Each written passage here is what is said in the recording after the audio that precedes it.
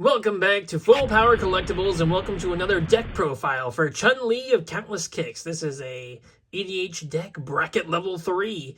When Street Fighter crossed over with Magic the Gathering, I of course had to get all of the epic cards. So we got Zangief, Blanca, Colonel Guile, Ryu, Hadouken, Dawson, and Hondo. So I have built a few decks out of a few of those commanders, but today we're focusing on Chun-Li Countless Kicks because there are some new tech has been given to us in the Tarkir Dragonstorm, and we're going to talk about it today. Let's do it.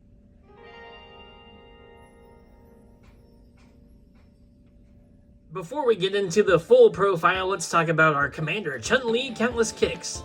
1 a white and a blue for a legendary human soldier 3/3 creature with multi-kicker, white/blue. When Chun-Li enters the battlefield, exile up to X target instant cards from your graveyard, where X is the number of times Chun-Li was kicked. Put a kick counter on each of them, then lightning kick.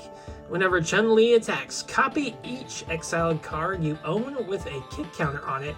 You may cast the copies.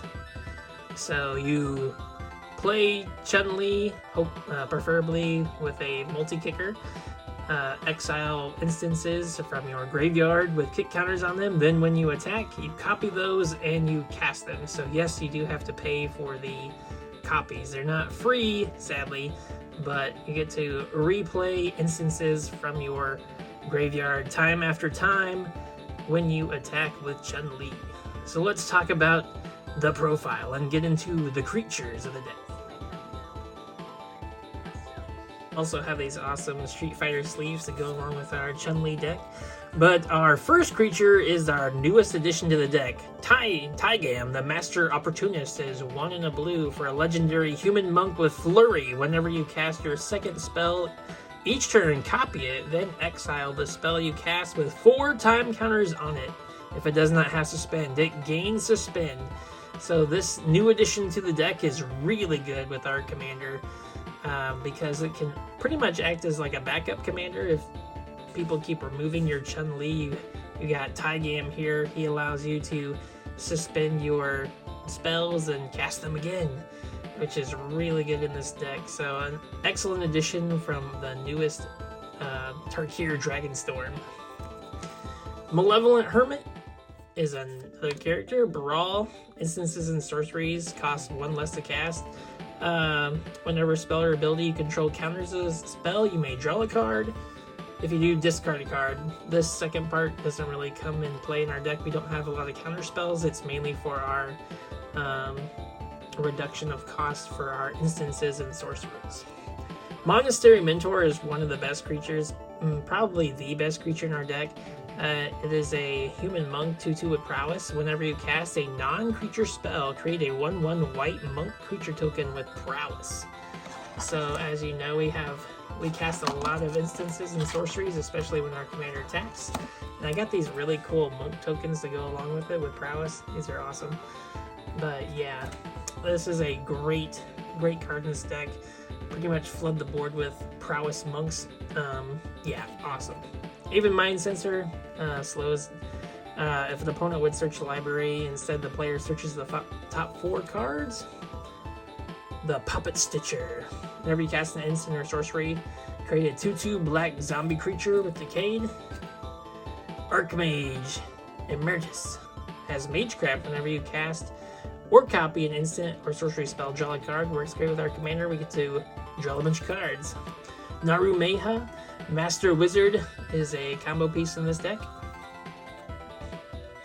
Archaeomancer. Whenever it enters the battlefield, return target instant or sorcery card from your graveyard to your hand. Talran Sky Summoner. Whenever you cast an instant or sorcery, make a 2/2 blue Drake creature token. Murmuring Mystic. Whenever you cast an instant or sorcery, make a 1/1 blue bird illusion creature token. Wizards of Thay has myriad instant and sorcery spells, cost 1 less to cast. You may cast sorcery spells as though they had flash. Dika the Fractal Theorist is our last legendary human wizard with Magecraft. Whenever you cast or copy an instant sorcery spell, make a 0/0 green or blue fractal creature token and put X counters on it, where X is the spell's mana cost. So those are the creatures in the deck. As you see, there's only 13 of them because this is mainly an instant and sorcery deck. But yeah, we have some really good ones that give us a lot of creature tokens. So, and then we have the new guy, which allows us to suspend our spells that we cast. So that's pretty awesome. Alright, let's take a look at our instant spells in this deck. We have about 41 or so of them, starting with Opt, scry 1, draw a card, Visions of Beyond, draw a card. If your graveyard has 20 or more cards in it, draw 3 cards instead. God's Willing, target creature gains protection from a color, then scry 1. Defiant Strike, draw a card, creature gets +1 bigger. Light the Way, put a counter on a creature, vehicle, untap it, return target permanent you control to its owner's hand.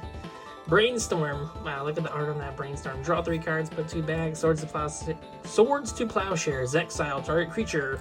Its controller gains life equal to its power. Peek, look at someone's hand and draw a card. Path to Exile, exile something, they get a land. Piracy Charm, Island Walk, you can have someone discard a card and you can make a creature a little bit bigger. High Tide, all your islands produce an additional blue when they're tapped for mana. Sapphire Charm, target player draws a card and you can phase out something. Thought Scour, mill 2, draw a card. You can use this, we can target yourself with this and put some cards in your graveyard that you can later exile with your commander to cast them on a later turn. Shadow Rift, target creature gains shadow and then draw a card. So we have a lot of these like cantrippy spells in here that gain some kind of like dodgy ability, like shadow or flying or, you know, Island Walk, some way to get your commander through so it doesn't just die when you attack. So that's why most of these are in here. And then when you exile them with this ability, you can cast them your next turn, so you can get shadow over and over again. So you keep drawing cards and you keep attacking with your commander. Suspend, exile a creature, gets 2 time counters on it. Leap, target creature gains flying, draw a card. Consider, look at the top card of your library. You can put that into your graveyard, draw a card. Cancel, one of our counter spells in the deck. Commence the end game. You can get a big army token this way. We have a flippy land. Reality Shift, exile target creature, unsubstantiate, return target spell or creature to its owner's hand. Sometimes we can use this to return our own commander to our hand if we want to cast it at a later turn to, you know, exile some more cards from our graveyard with the counters on them. So we can unsubstantiate our commander in response to removal, or if we just want to cast it on a later turn. Forsake the Worldly, destroy an artifact or enchantment, and very, very good against pesky enchantment or artifact decks. Blue Sun Zenith, reoccurring draw. This goes back in your deck once you cast it. Fact or Fiction, great card.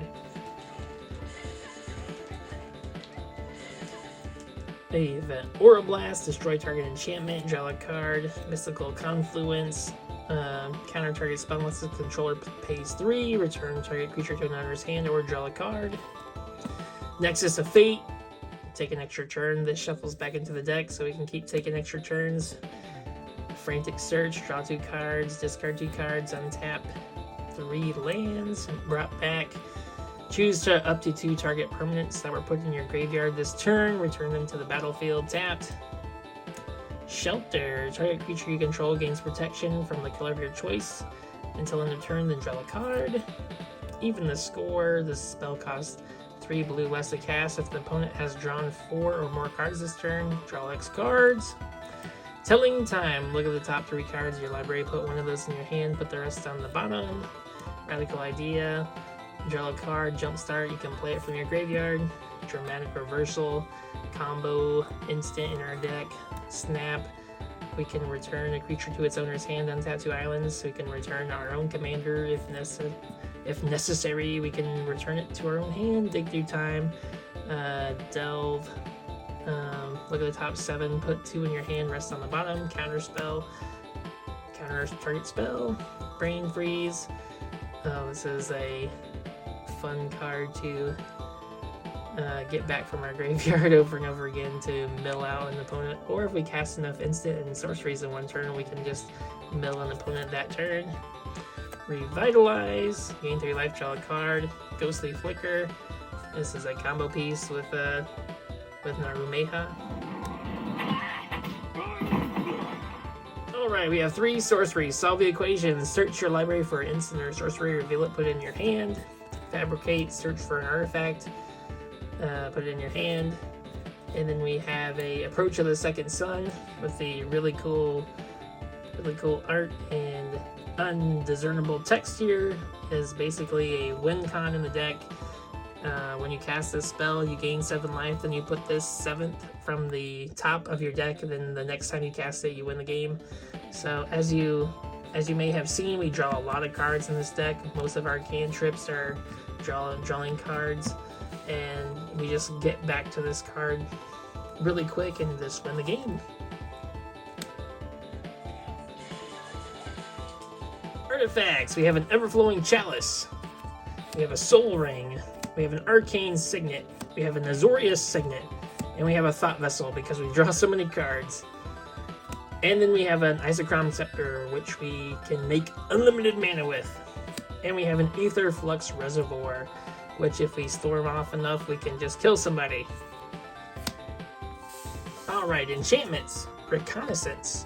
This is a pretty funny enchantment. Basically, when we attack with our commander, we can pay 0 and remove her from combat and untap her. So if we know we're going to lose our commander, we can still trigger this lightning kick ability, but then still keep our commander alive by removing her from combat. Search for Escanta. Yeah. And then Rhystic Study. This is the game-changing card in our deck, the Rhystic Study. Then we have a Precognition Field. Look at the top card of your library. You may cast the top card of your library if it's an instant or a sorcery. Like I said, there's so many instant and sorceries in this deck. It's crazy that we would not hit. And another win con is a Shark Typhoon. Whenever we cast a non-creature spell, we can make a shark, depending on how much the mana was to cast that spell. That's how big the shark is. So this is another way to win the game. When we cast a bunch of instant and sorceries, we get a lot of sharks.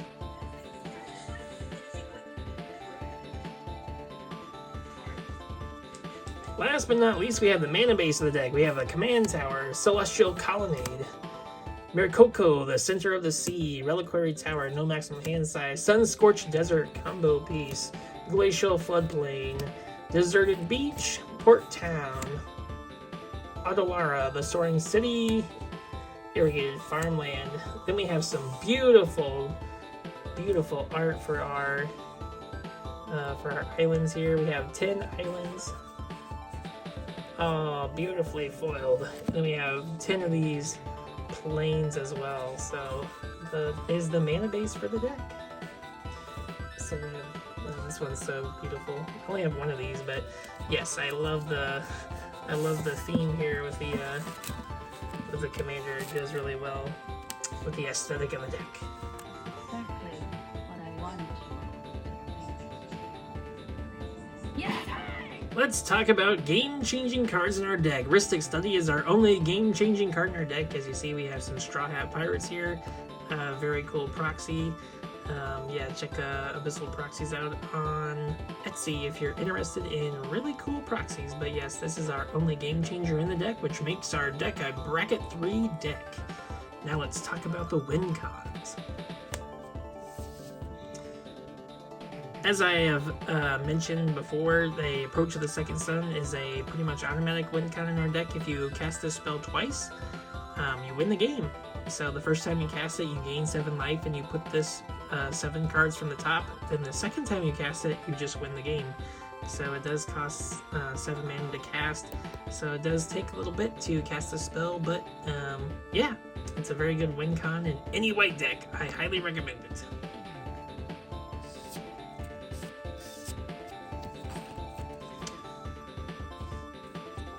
Alright, our next win con is a little convoluted because it requires 3 cards. So it requires you have the Sun-Scorched Desert on the field. Sun-Scorched Desert is a desert, and it reads, when Sun-Scorched Desert enters the battlefield, it deals 1 damage to target player.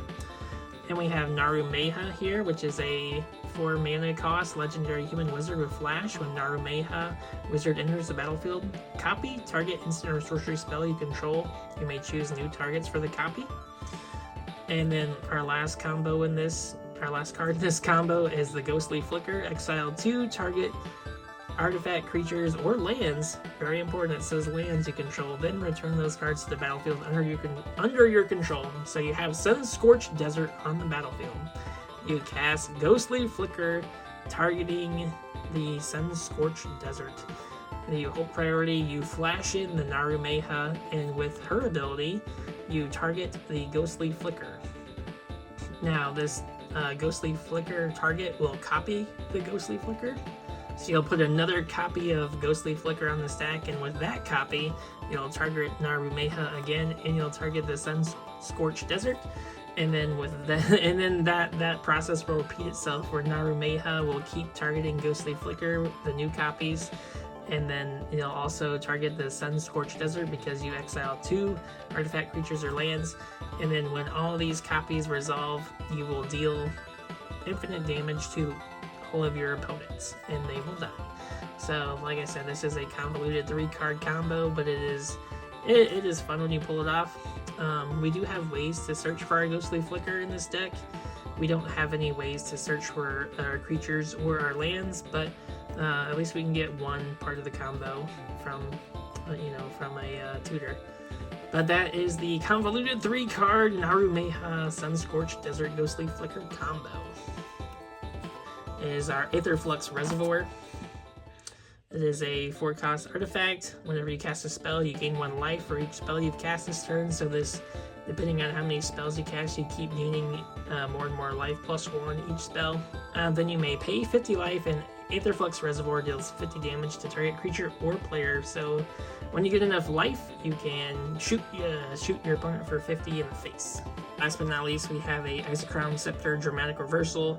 As long as we have our Soul Ring and an Arcane Signet on the battlefield, we can use this combo to make infinite mana. Thank you all so much for watching today's video on Chun-Li of Countless Kicks. Hope you guys enjoyed today's deck tech.